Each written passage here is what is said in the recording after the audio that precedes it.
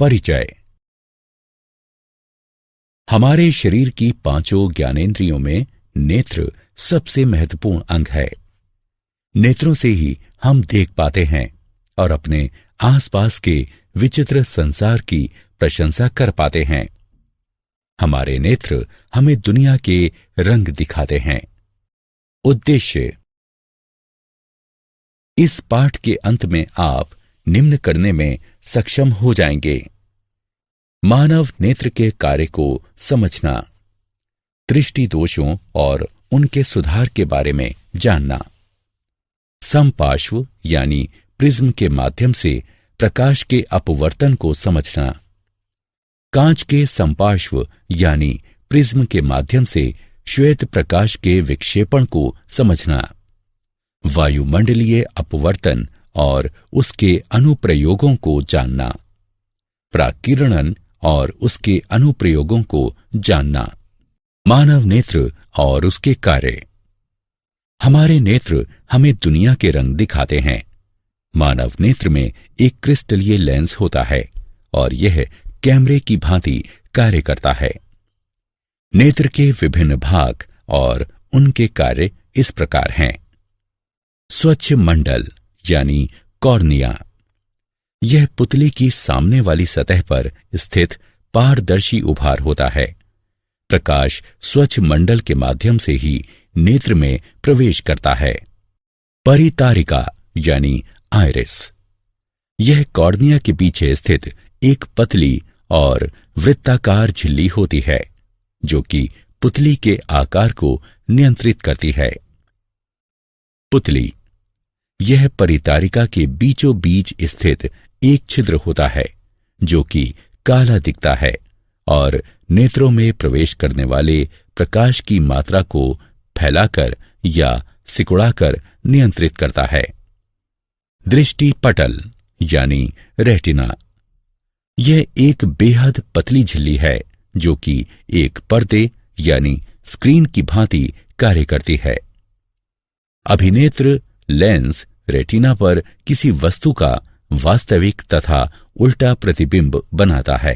समंजन क्षमता, मानव नेत्र lens focus दूरी को बढ़ाने या घटाने में सक्षम होते हैं।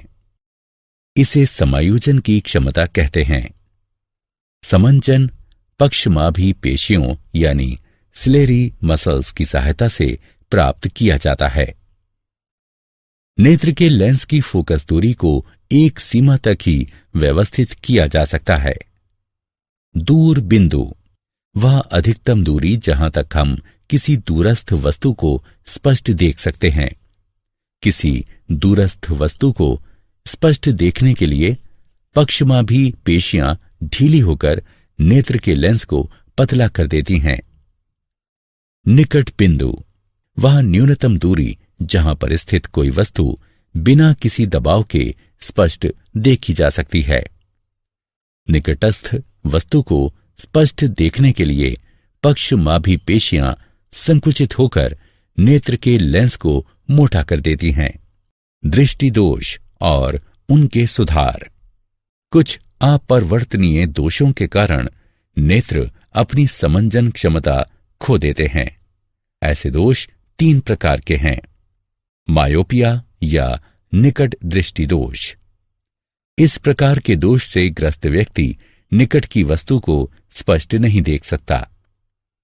वस्तु का प्रतिबिंब रेटिना के सामने बनता है। ऐसा या तो नेत्र गोलक के दीर्घीकरण के कारण होता है या नेत्र लेंस की अत्यधिक वक्रता के कारण। इस दोष को दूर करने के लिए अवतल लेंस का प्रयोग किया जाता है क्योंकि इनमें छितरन क्षमता होती है जो कि प्रतिबिंब निर्माण के लिए प्रकाश किरणों को निर्देशित करते हैं। दीर्घ दृष्टि दोष और उसका सुधार, हाइपरमेट्रोपिया या दूर दृष्टि दोष। इस प्रकाश के दोष से ग्रस्त व्यक्ति दूरस्थ वस्तुओं को स्पष्ट नहीं देख पाता है। इसमें नेत्र लेंस के द्वारा प्रकाश किरणों का प्रतिबिंब रेटिना के पीछे बनाया जाता है। ऐसा या तो नेत्र लेंस की केंद्रीय लंबाई की वृद्धि के कारण होता है या नेत्र गोलक के आकार में कमी के कारण। इस दोष को सुधारने के लिए उत्तल लेंस का प्रयोग किया जा सकता है, जो कि प्रकाश किरणों को रेटिना पर अभिमुख करता है, जिससे प्रतिबिंबीकरण होता है और व्यक्ति दूरस्थ वस्तु को स्पष्ट देख पाता है। जरा दूरदृष्टिता और उसका सुधार। जरा दूरदृष्टिता यानी प्रेसबायोपिया। इस प्रकार के दोष से ग्रस्त व्यक्ति ना तो निकट की वस्तुओं को स्पष्ट देख पाता है और ना ही दूर की वस्तुओं को। यह दोष बढ़ती आयु के साथ दुर्बल हो रही पक्षमाभी पेशियों और नेत्र लेंस के लचीलेपन में कमी के कारण होता है। इस दोष को दूर करने के लिए व्यक्ति को द्विकेंद्रीय लेंस धारण करने पड़ते हैं, जिनमें ऊपरी भाग में अवतल और निचले भाग में उत्तल लेंस होते हैं। समपार्श्व यानी प्रिज्म के माध्यम से प्रकाश का अपवर्तन। एक माध्यम से दूसरे माध्यम की ओर यात्रा करते समय प्रकाश के झुकाव को अपवर्तन कहते हैं। इस खंड में हम समपार्श्व यानी प्रिज्म के माध्यम से प्रकाश के अपवर्तन की घटना पर चर्चा करेंगे। समपार्श्व यानी प्रिज्म दो त्रिकोणीय आधारों और तीन चौकोर तलों वाली ठोस आकृति है। प्रत्येक तल के मध्य का कोण समपार्श्व कोण कहलाता है। एक रंग के प्रकाश की किरण एक कांच के प्रिज्म पर आपतित होती है और अभिलंब की ओर मुड़कर हवा से कांच में प्रवेश करती है। इसके पश्चात सीधे गमन करते हुए यह अभिलंब से दूर कांच से हवा में प्रवेश करती है। आपतित किरण और अपवर्तित किरण एक कोण पर है, जो विचलन कोण कहलाता है। कांच के समपार्श्व के द्वारा श्वेत प्रकाश का विक्षेपण। अब हम इस पर चर्चा करेंगे कि यदि हम कांच के समपार्श्व पर श्वेत प्रकाश संयोजित करें तो क्या होगा। जब कांच के समपार्श्व यानी प्रिज्म पर श्वेत प्रकाश डाला जाता है तो यह 7 रंगों में विखंडित हो जाता है। बैगनी, गहरा नीला, नीला, हरा, पीला, नारंगी और लाल। इस घटना को श्वेत प्रकाश का विक्षेपण कहते हैं। विक्षेपण का कारण। श्वेत प्रकाश 7 विभिन्न आवृत्तियों पर आधारित होता है, जो कि एक भिन्न रंग के अनुरूप होती हैं। प्रत्येक रंग का विचलन कोण भिन्न होता है, जिसके कारण प्रत्येक रंग एक भिन्न कोण पर झुकता है और हमें रंगों का एक समूह दिखाई देता है, जिसे विपक्योर यानी इंद्रधनुष कहते हैं। पुनर्संयोजन और इंद्रधनुष। पुनर्संयोजन। आइजैक न्यूटन ने देखा कि यदि वो कांच के 2 समपार्श्वों यानी प्रिज्मों को एक दूसरे के इस प्रकार समानांतर रखते थे कि वे एक दूसरे के उलट हों, तो एक समपार्श्व यानी प्रिज्म में प्रविष्ट होने वाला श्वेत प्रकाश 7 रंगों में विखंडित हो जाता था और जब यह सतरंगा प्रकाश दूसरे समपार्श्व पर आता था तो पुनः श्वेत प्रकाश में परिवर्तित हो जाता था। इसे ही पुनर्संयोजन कहा जाता है। हम सबको वर्षा के पश्चात इंद्रधनुष का दृश्य देखना अच्छा लगता है। यह एक प्राकृतिक घटना है जो कि प्राकीर्णन का परिणाम होती है।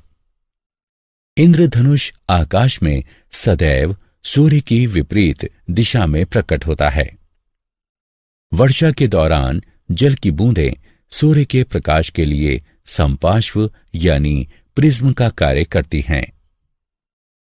जल की बूंदें अपरिवर्तित होती हैं, प्राकीर्णित होती हैं और फिर सूर्य के प्रकाश को इंद्रधनुष बनाने के लिए आंतरिक रूप से परावर्तित करती हैं। पुनर्संयोजन ऐसी घटना है जो कि विक्षेपण का विलोम है।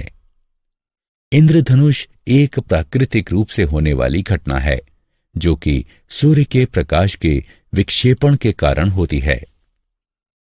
इंद्रधनुष आकाश में सदैव सूर्य की विपरीत दिशा में दिखाई देता है। वायुमंडलीय अपवर्तन और उसके अनुप्रयोग। हमारा वायुमंडल किसी स्थान विशेष पर समान रूप से सघन नहीं है। स्थानीय परिस्थिति पर निर्भरता के कारण यह धरातल के निकट गर्म या ठंडा हो सकता है। गर्म वायु ठंडी वायु की अपेक्षा हल्की होती है, अतः इसका अपवर्तनीय सूचकांक ठंडी वायु के अपवर्तनीय सूचकांक की अपेक्षा कम होता है। इसके कारण वायुमंडल में प्रवेश करने वाला सूर्य अथवा तारों का प्रकाश अपवर्तित होता है। इसे वायुमंडलीय अपवर्तन के नाम से जाना जाता है।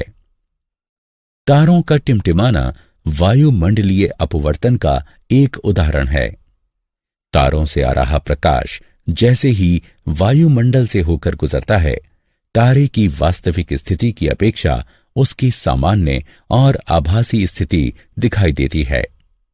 साथ ही वातावरण की गत्यात्मक प्रकृति के कारण तारे का प्रकाश अस्थिर भी होता रहता है और इसी कारण तारे टिमटिमाते हुए प्रतीत होते हैं। हमारे हिसाब से सूर्योदय तब होता है जब सूर्य क्षितिज से ऊपर आता है। जब सूर्य क्षितिज से नीचे होता है तब वायुमंडलीय परतों के घनत्व में अंतर के कारण सूर्य का प्रकाश वायुमंडल में प्रविष्ट होते हुए अपवर्तित होता है।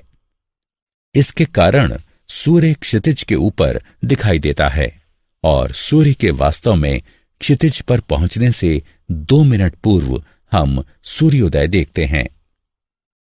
इसी प्रकार वायुमंडलीय अपवर्तन के कारण ही सूर्यास्त हमें 2 मिनट देर से दिखाई देता है।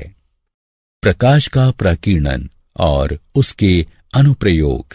वायुमंडल से होकर गुजरने के दौरान धूल कणों और वायु अणुओं के द्वारा प्रकाश फैल जाता है।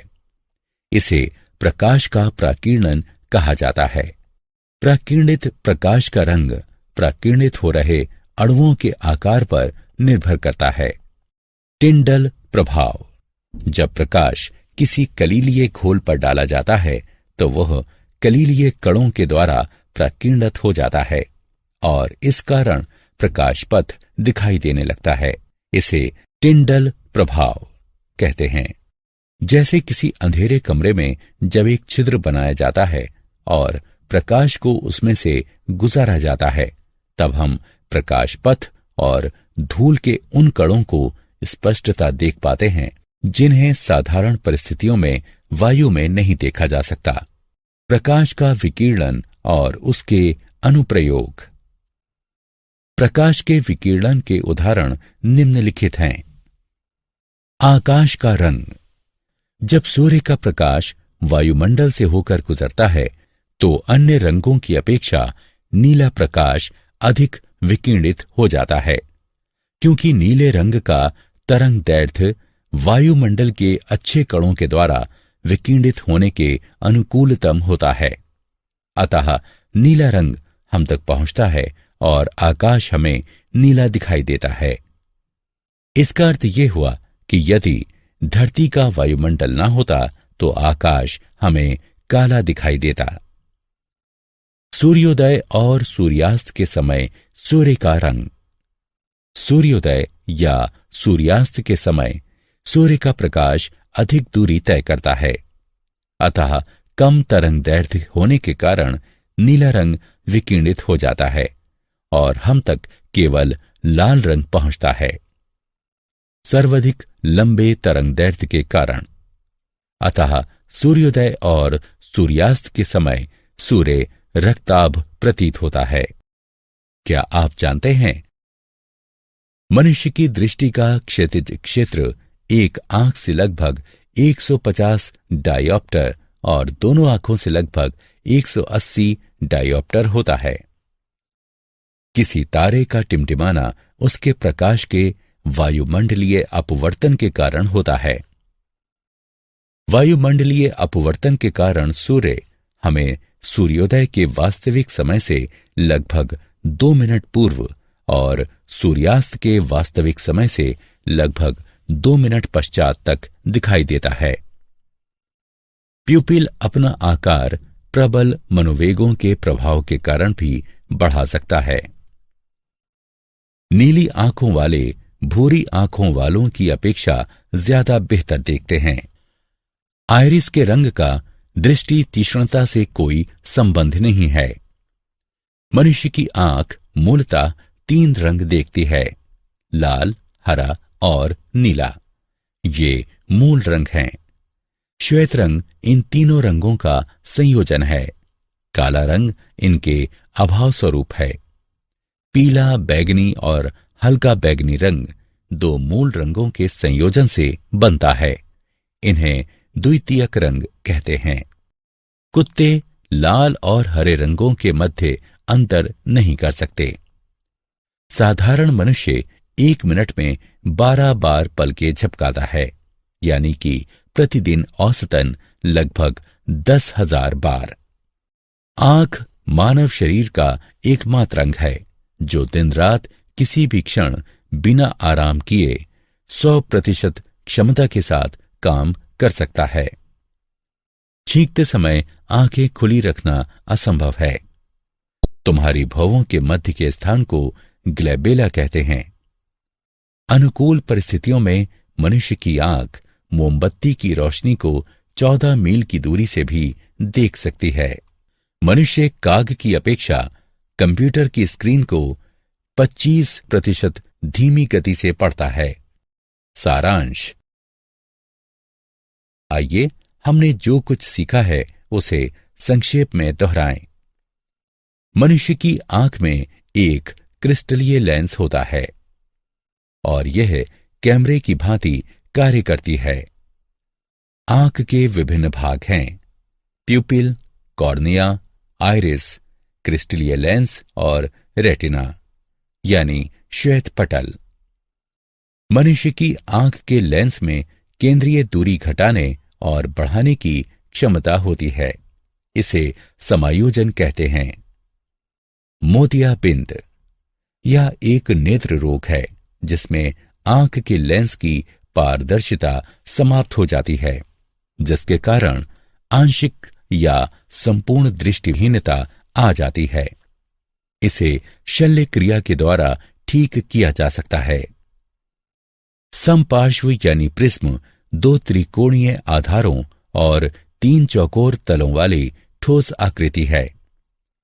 प्रत्येक तल के मध्य का कोण समपार्श्व कोण कहलाता है। जब कांच के समपार्श्व यानी प्रिज्म पर श्वेत प्रकाश डाला जाता है तो ये 7 रंगों में विखंडित हो जाता है: बैगनी, गहरा नीला, नीला, हरा, पीला, नारंगी और लाल। इस घटना को श्वेत प्रकाश का प्राकीर्णन कहते हैं। पुनर्संयोजन एक ऐसी घटना है जो कि प्राकीर्णन का विलोम है। प्रकाश का अपवर्तन। जब प्रकाश वायुमंडल की विभिन्न परतों से होकर गुजरता है तो वायुमंडलीय अपवर्तन कहलाता है। टिंडल प्रभाव। जब प्रकाश किसी कलीलीय घोल पर डाला जाता है तो वो कलीलीय कणों के द्वारा प्राकीर्णित हो जाता है और इस कारण प्रकाश पथ दिखाई देने लगता है।